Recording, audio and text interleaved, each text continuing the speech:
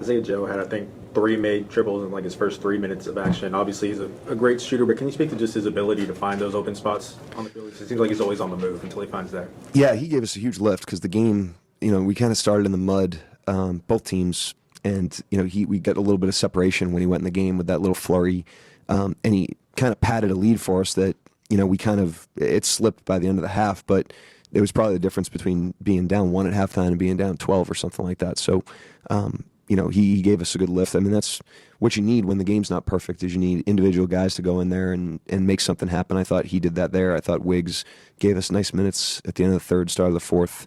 AJ, obviously, K. Rich. I thought we got lifts from different guys throughout the night. What made Denny so challenging to contend with 3.5 quarters that you guys were playing?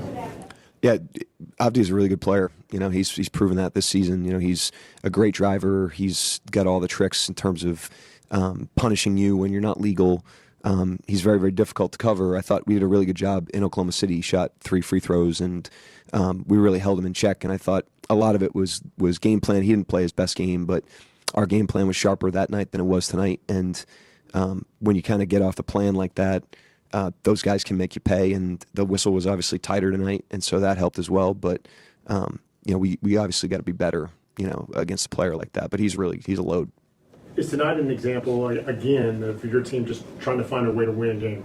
Yeah, we never take a win for granted, and every game presents different challenges. The challenge tonight was generating our own energy, fighting through kind of a muddy start, and staying with the game, even though it wasn't a perfect game. And I thought a lot of guys did that individually. I thought Chet was a great example of that. I thought his second half was really forceful after being just okay in the first. I thought Dub, got in the game as the game went. And then, I thought we caught a little bit of a nice rhythm and missed some good looks, especially at the end of the third.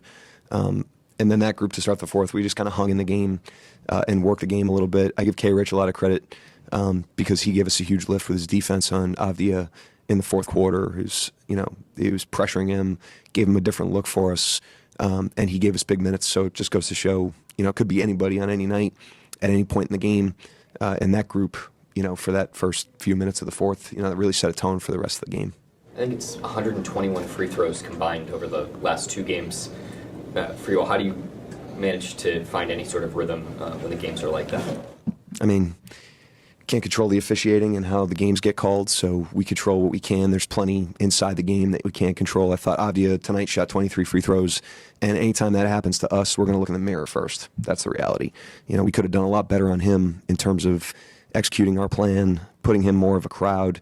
He was on an island a lot of the night, especially in the first half, and you got 3 officials staring at him when that's the case, and so they went and got a lot of plays tonight, but we're going to try to control what we can, and let the chips fall where they may.